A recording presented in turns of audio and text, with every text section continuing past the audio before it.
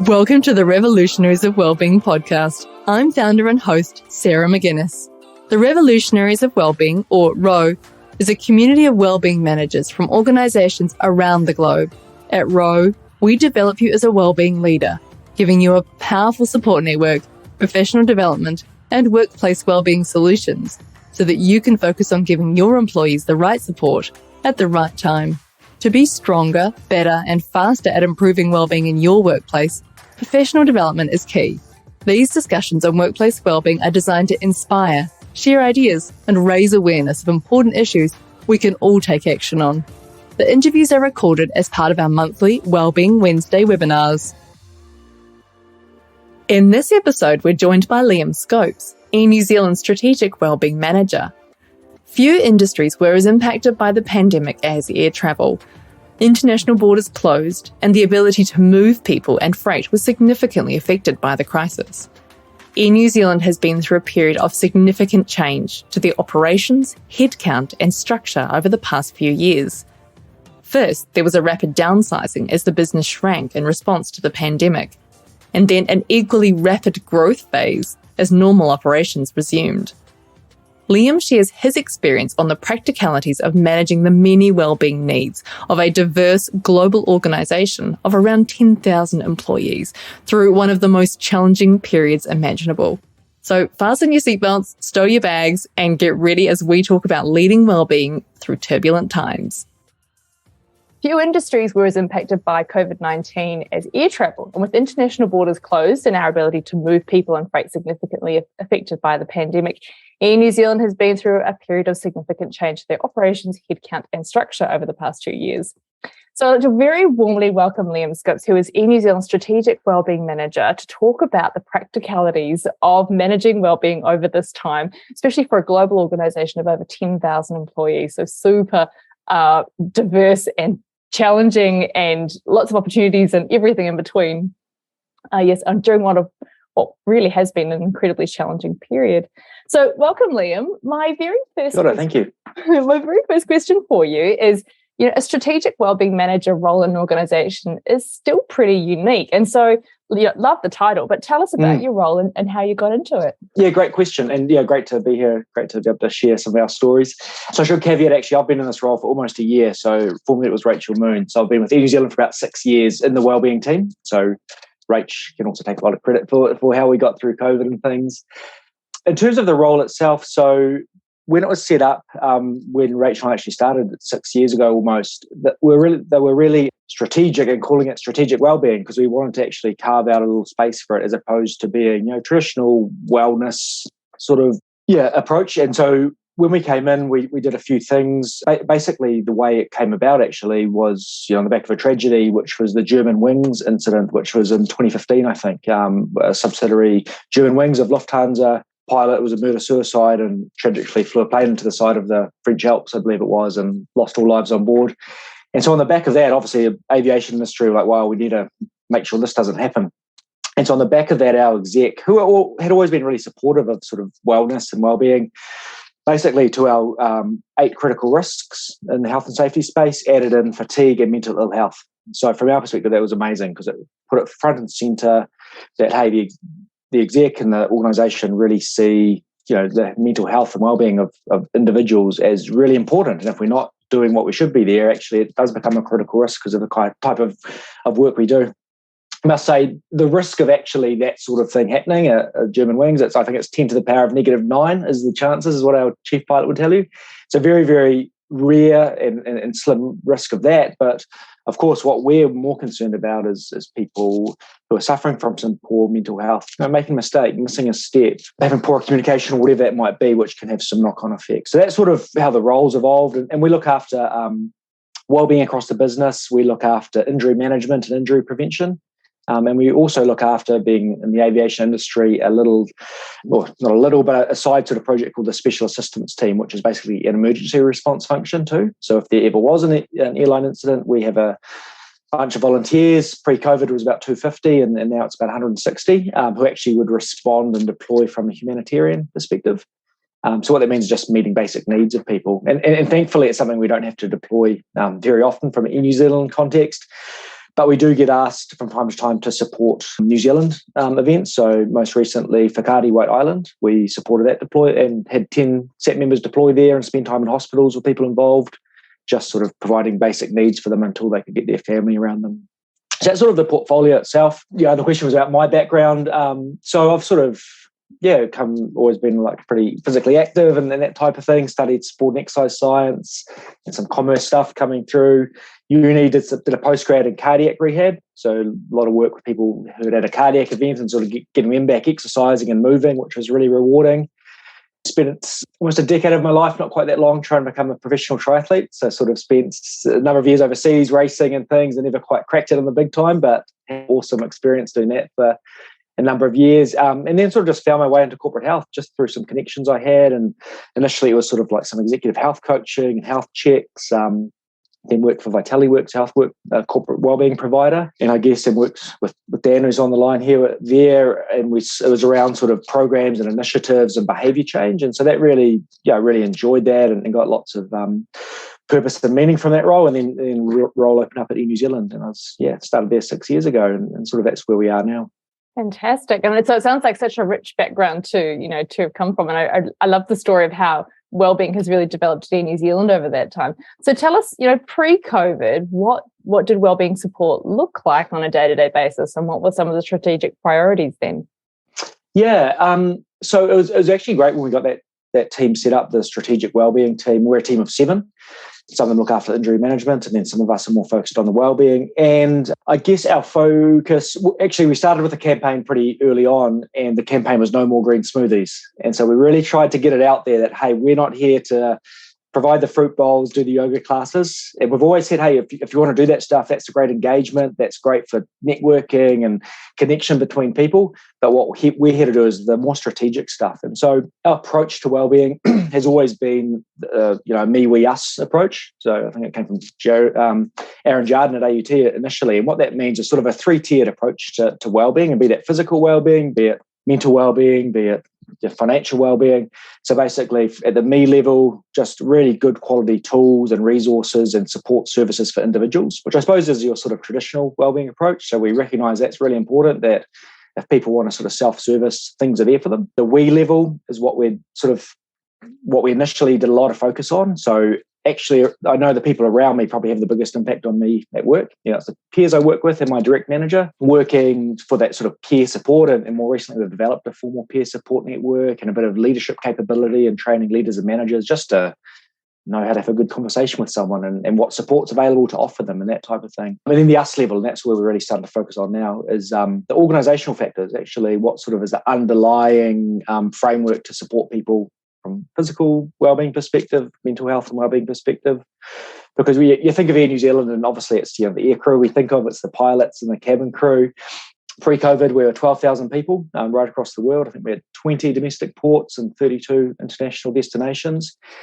And so of that, I think we had about 1,000 pilots and 2,000 or 3,000 air crew. So the other 8,000 people are working in contact centres, working behind the scenes in day of ops, like Mark on the line used to work and looking after, maintaining and engineering our aircrafts in the contact centre, in the airports. So a really diverse group in terms of skill sets, the work they do every day, where they're located, how we connect with them and communicate with them.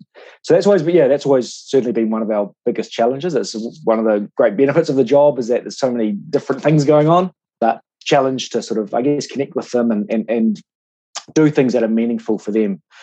So, back to your initial question. From the outset, we really looked at actually what can we do in that sort of us and we space. So, looking out for each other, how we might have that conversation and leadership capability. And in about sort of late 2018 too, we developed a mental health and wellbeing strategy too, because we sort of wanted to do some real focus in that area. And so that was something that sort of put us in good stead as we went into COVID, and something we're constantly refining. I want to go back to the earlier point that you made around that No Green Smoothies campaign, because it sounds like in the early days there was a little bit of internal influencing that you needed to do in terms of what the group was about and where you were heading.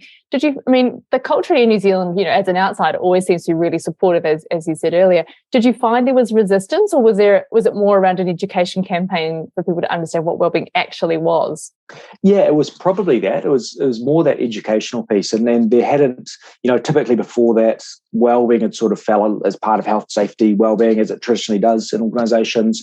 And so it was a bit of a, as always, that nice to have. We had a great EAP program, ran campaigns from time to time, but I guess there wasn't anyone or a team with the resource and capacity to really focus in on it.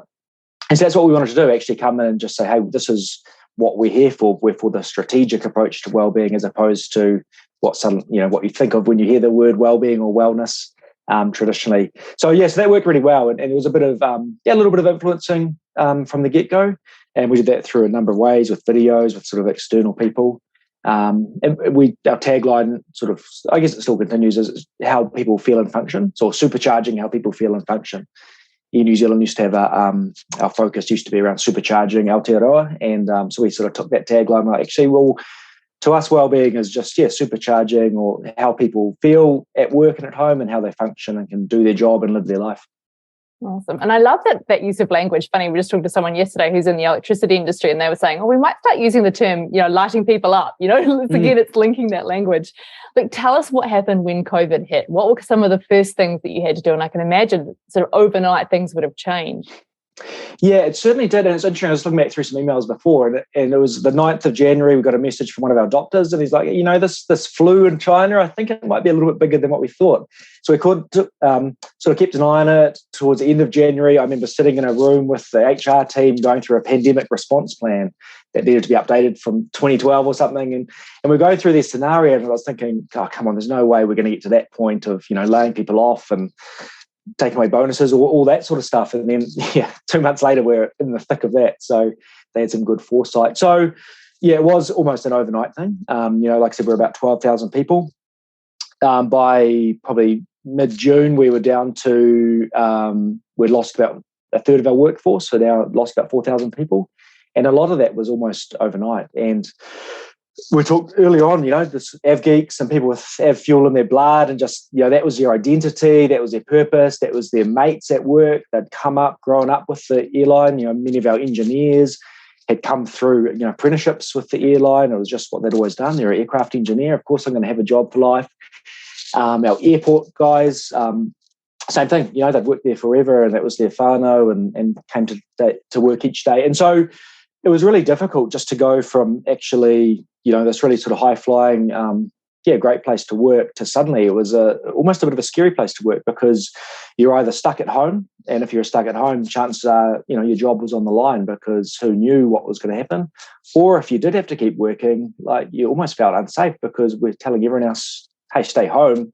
It's not safe to go outside. And then we're requiring people to go into airports, to fly aircraft, to work on aircraft, to keep the company running.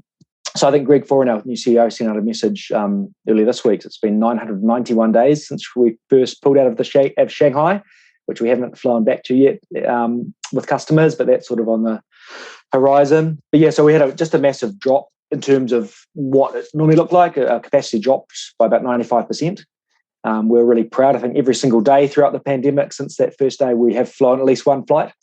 So we've managed to sort of keep that going. And whilst we're heavily impacted, I think lots of our people are really proud to be on the forefront of it too. There's about 400 odd charter flights doing repatriations or flying in masks and vaccines and tests. And so really important work keeping cargo trade lines going internationally and around the country with our New Zealand products getting sent around. So it was a massive change. And the big thing, gone from sort of this glamorous industry, especially like for our aircrew and that type of thing, to suddenly, quite a scary place to be working. And like many industries, it was equally tough, because often people who were losing their jobs weren't able to grieve properly. They weren't able to say goodbye to their colleagues and hug them and have a send-off because they were stuck at home. And then, a whole lot of complexities around that too. We're obviously pretty regulated and have security and that sort of thing. So getting passes back off, ID cards back off people and having to walk through, these real sterile rooms and hand in uniforms and that type of thing, which was a legal requirement. So pretty sort of scary times and really obviously upsetting and pretty traumatic for those leaving, and also in many cases for those staying too, that sort of survivor guilt or just uncertainty about what's going to happen with everything else going on too. So it's super interesting. So one of the things I'm picking up what you're saying is it was as much a psychological challenge as actually just the physical side of it. Just that, as you said, that whole trauma of having to step away from something they feel really deeply connected to and as you said, it's kind of part of their identity. As COVID, wore on, and we've seen this in other organisations, often at the start of COVID, there was lots of excitement. It was sort of novel, if you like, perhaps not exciting for those who had to leave their jobs, obviously, but there was this novelty around responding to this crisis and everyone kind of rising to the challenge. As it's worn on, obviously, we've had more lockdowns, there's been more change, it's ups and downs. How have you found that's impacted your people? Yeah, I guess on two levels. One is actually just the fact that we're so dependent on borders being open internally and internationally too. And so whenever there's a lockdown, that has a profound effect on what we can do and where we can fly and how people can actually do their work. And so whenever there was, or hopefully it doesn't continue to be, but whenever the changes were on the horizon, actually that was really scary for people because suddenly it was like, well, now is it my turn, that my job's now on the line because I know that possibly not flying for the next 6 weeks because we're in lockdown and that sort of thing. So that was always sort of going on for people. What we're coming through now is actually, some really great stuff happening, through the July school holidays, which was another, not quite the right thing to do, but we opened up 14 ports in 16 days. So really exciting stuff. So the world's opening up, people are wanting to fly. If you've tried to book a flight anywhere recently, it's very difficult. There's a lot of people flying. But what that means is we've had a lot of our people have been sort of struggling through the COVID period of a couple of years, keeping the airline going, working as hard as they could to do the right thing. And now suddenly it's like, man, I've got to keep going because even though it's good stuff, I've got to work just as hard because now there's more flights and we need people to come on board and that takes time. And so that's what we're seeing right now, just a lot of tired people just sort of staggering through. And we're hoping there's a bit of a light there when we sort of cross that threshold of having the right, enough people brought into the business and trained up. Because I think, as I mentioned earlier, it's much easier to shut down a business and put a plane into storage and let go of people than it is to reanimate an aircraft, which is about 4 times as long, or train up people in heavy regulated environments, or even just recruit people and get people on board. So that's what we're sort of struggling with at the moment. I think that's where lots of our people are as well. And so if I get sort of down into the weeds of it, what are some of the things that you did over that time, when there was lots of pressure around COVID and things were, more closed down? What were some of the things that you put into place, or some of the programs, the initiatives? What worked and what didn't? Yeah. So we identified pretty quickly, actually, what we just need to do is make sure we're getting to our people as much as possible, so able to communicate with them. And obviously that was really tough given the nature of it. And, people in roles like me who have got a laptop and can do some work from home, we can connect in with them.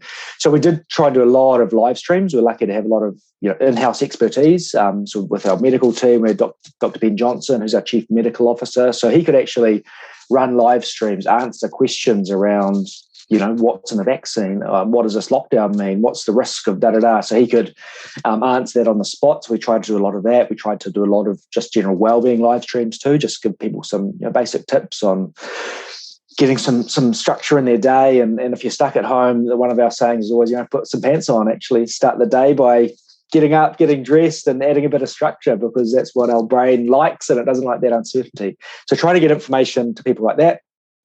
Try to connect a lot with managers, again, just to be like, hey, this is what to look out for. This is how to have a good conversation with someone. This is sort of how you could be communicating with them. And the other thing we did, and we did it pretty quickly, given the environment we're in, is we developed something called a wellbeing check-in. And so basically we thought, okay, what are we really concerned about? We're really concerned about people who are sort of isolated and we can't connect with them.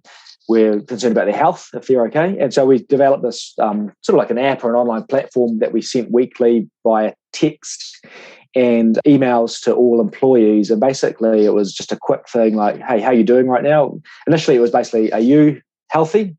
Yes, no. Is your whānau healthy? Yes, no. rate your wellbeing 1 to 5. And the most important one was, would you like a wellbeing check-in call? And so they could just request one from our team or from their manager. And that would be just a confidential call. And so we fired that out, like I say, weekly. And that was a really great way. And our team made sort of 400 or 500 calls during that period. That was what most of my lockdown was spent walking up and down my cul-de-sac with a set of headphones on and kicking the football while I spoke to someone. But it was a great way just to, and many of those conversations were actually just hearing someone out and giving them space to talk about how they were feeling, what was happening, and for us just to be able to normalize that and say, yeah, this is bloody hard. I'm not surprised you're feeling that way. And then sort of reminding them about some of the support that was available. So that was a really, that seemed like a really good tool for people to help connect with them and make them feel, even if they didn't respond, it was a chance for them just to go, oh, okay, someone's thinking of me. And that connection there. And that was something we've triggered a few times through the various lockdowns, and it sort of sits on our intranet now where anyone can request it at a time. We developed sort of with HR and our employment relations team and our unions an AFINA fund, so basically a financial hardship fund that people could, if they're in hardship, they could request one-off payments for that. So that worked really well. And then just tried to get out just lots of comms through like our informal sort of Yammer and workplace channels and emails and things. We had a weekly email that went out, and it sort of had a focus each week, whether it was dealing with anxiety or hey, here's financial wellbeing, here's some tips and resources to think about. Yeah, so that was sort of the key things, I think. Again, just as it always is with our organisation and many of people joining the call, just sometimes really hard to get to people, especially in those operational areas, but particularly during a lockdown. Yeah, and actually that leads just so nicely to my next question. And I was thinking about the diversity of the people that you have. What I love about that example you just gave of those check-in calls is that it's doing wellbeing with people and not to them. It's giving them that option to kind of, to do something if they want to, but also not engage if that's not the right thing for them. Which, I mean, managing a diverse organisation, in terms of wellbeing, must be really challenging. Tell us about some of the things that have been really important in terms of the wellbeing strategies that you've been putting into place, and what are some of the areas you're still working on? Yeah, and so 100%, and that is our biggest challenge, is that it is such a diverse workforce from backgrounds, skill sets, cultural backgrounds, ethnicities, locations, communication channels, so many different layers. And so one thing that we've found is really successful was our peer support network. So it was something we'd sort of done a lot of groundwork with pre-COVID. We hadn't unfortunately got it quite kicked off for the first hit of COVID, but we had it in place for the second round. And so now we've got about 100 peer support volunteers, and they're really representative of the airline. They're from sort of all the business groups. They're diverse in all senses of the word, and they're there as trained peers that you can reach out to. They do some training with us. They do some training with Lifeline. They're not mental health professionals, but we thought that was actually another conduit to support. So actually, if someone's not super comfortable talking to their manager or reaching out to someone in the wellbeing team if they don't know who they are, or EAP, actually, there's that guy over there who I actually know because he works the same shift as me. He understands this work environment and these rosters we're working. So I'll go and have a chat with them and get some good advice. That's been really good. And like I say, peer supporters are often a really good conduit into, hey, well, actually EAP can help with that, or maybe we can have a chat to HR and talk about some leave without pay or whatever it is that they need at that time. And also it's sort of a two-way thing because we catch up with our peer supporters. We've got quite a good structure around them in terms of professional supervision and debrief lines and that sort of thing, but catch up with them to hear about what they're hearing, what's sort of struggling for them. So I guess one of our focuses now, and this is what's sort of identified for our next step into, as we move through this sort of phase, is actually just understanding, meeting people where they are. What do they need? I love the concept of just sort of removing the pebbles in people's shoes. It's actually, rather than that big stuff, it's just that niggly thing that, man, I have to park so far away from work, or the internet's really crappy in this area of the building, or who knows what, it's really difficult for me to get in and out of work with childcare. So those types of things. And actually, how can we just take away some of those niggles? Because then actually people can really, think about their well-being. So that's sort of our approach. And from a personal point of view, transitioning through the role that you were in into where you are now and looking back over the last couple of years, what have been some kind of personal lessons you've learned around well-being? Oh, good question. Some personal lessons, a little bit of control, circle of control. I think that's a good one, actually sort of focusing on what you can control and where you can, letting go of things you can't. For me, moving to a management position or, people leader sort of position, I need to let go a little bit of some things. I'm used to sort of just knuckling down and doing things myself, being a little bit of a perfectionist. People who know me on the call might recognize that. So just sort of trusting other people and letting them do things has been really powerful. I think I've always been pretty good at sort of, that work-life balance or being able to switch off. And I think that's really important. And that sort of stood me in pretty good stead during lockdown. Me and my wife always said, like, during that, especially that first lockdown, like the weekdays were just manic. We were both working a lot, and obviously my role heaps going on. But then the weekends were just magic because we'd be completely off grid. There'd be no one trying to pop around, and we'd just like hang out in the backyard or go for a walk in the bush with my two girls. And so, yeah, that type of thing really helps me sort of switch off, I guess. And I think what we really lost a little bit during COVID and trying to really get back to our team now is just spending time with people. Because, during COVID, you're sort of stuck here and often in this cabin where I'm working right now or in our office space and not had a chance to get alongside people across our business. And so that's what, we've got a few new people in our team and they're spending time working in the airport. And, we sometimes do some shift with the cleaners on the aircraft and actually go in there and see what they do so we can understand that and go and chat to the aircraft engineers to talk about actually what's good wellbeing to you, what would make things better, and just really trying to get amongst those people. Gareth, who just joined our team a few months back, actually went and sat in a contact centre for a day just to hear the calls and just actually understand what's going on for those people too. So I think that's just been a really good reminder to me that that's super important to, not sort of assume you know what people need, but actually go and ask them and spend time and look at those sort of underlying needs. And I'm curious to ask, what are some of the things that people say when you say, what does wellbeing mean to you? What do people describe it as?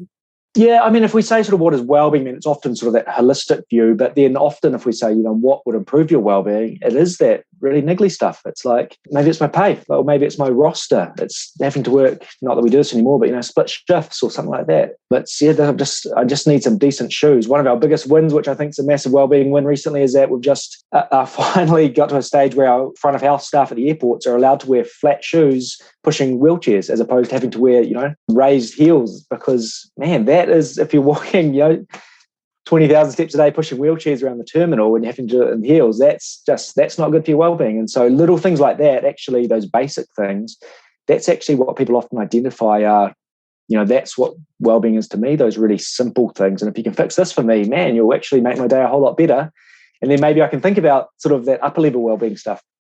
Yeah. So if I think about that upper level wellbeing stuff, and I imagine this actually happens for quite a few people on the call, and I'm interested because you are in that kind of strategic wellbeing role. How much, it comes back to that influencing piece, how much are you able to influence, that really big stuff that needs changing, that might take a couple of years to do, that might take, a few different departments or, bring a whole lot of people on board versus some of those, kind of smaller things maybe that you can go, look, that's a low-hanging fruit thing, we could just get that done.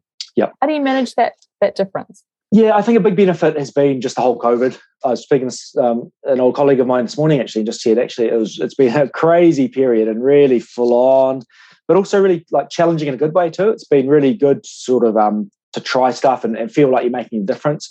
And it's been really great for our team because it sort of put us at the forefront. And so now actually the exec will, our chiefs ring up and say, hey, I've got this going on, what do you think? And actually so become a bit of a real player at sort of the table there. So that's been good.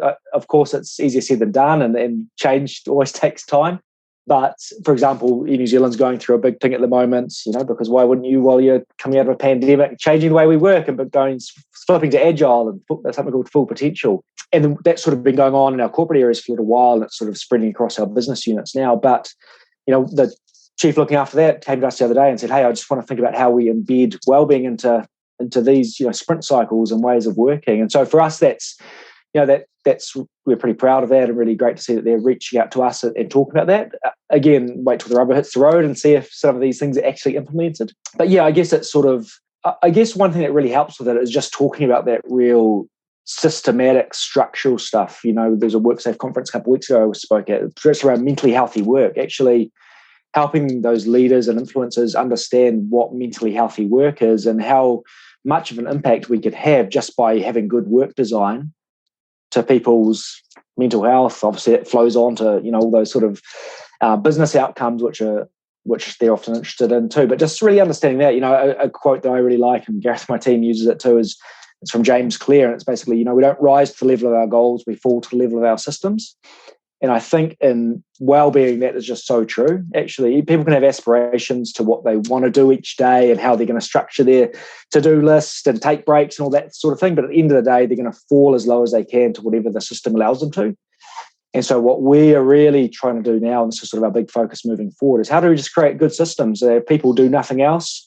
They fall to a good level so that actually the workload is manageable, or there's recovery time structured in, or there's whatever it is, there's good support around them, that sort of approach.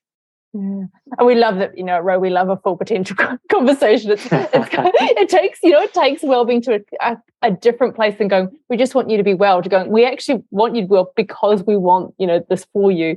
Tell me, what have been some of the biggest challenges? Because, from the outside, New Zealand looks like, an amazing organisation with incredible culture and supports, and the fact you have a dedicated wellbeing team. But I imagine there'll be some challenges you've had internally outside the diverse organisation piece, which are consistent with other challenges that other people have sitting in wellbeing roles.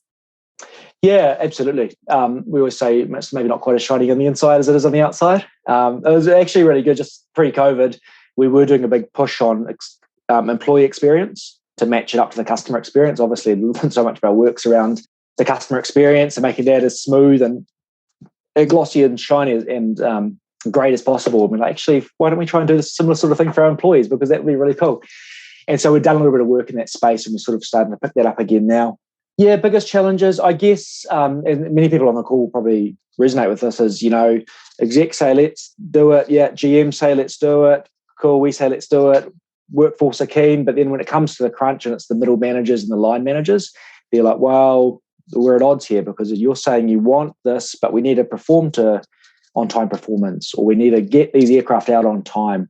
And so a little bit of a disconnect there. And so whether it's sort of educating those frontline leaders or empowering them to push back a little bit, and that's sort of something that, Greg often leads from the top. Greg, our CEO, talks about, actually, if something's unsafe, say it's unsafe and stop, because that's the most important thing. We've finally got to a point where, I mentioned at the start, we've got this thing called OTP in the aviation industry, on-time performance, and we've finally managed to get the language changed to safe OTP. So actually on-time performance, but doing it safely.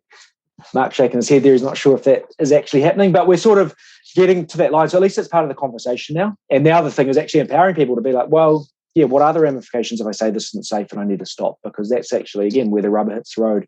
So I guess that's certainly one of our biggest challenges. Another focus that we're really looking on is, sort of our vulnerable workforce. We've got certainly a bunch of people across our business who fall, pretty close to that, not necessarily the poverty line, but, that sort of vulnerable line where maybe they're living paycheck to paycheck. And so how can we, what do they need? What can we provide for them in terms of actually wellbeing needs? Obviously, is it financial wellbeing that's going to help them there? Is it one thing where part of the team is looking at is a concept of sort of cultures of health? And so how do we build healthcare into sort of what we do? And maybe that's accessibility to the likes of doctors or health coaches or that type of thing. So yeah, that's one of our big focuses as well. And then just that systematic change. I think that's our other big one right now. Actually, how can we look at, again, those systems and actually make some change there, some sustainable change, so that, so basically that work is sustainable and people are doing good stuff that they love doing, they're challenged and they're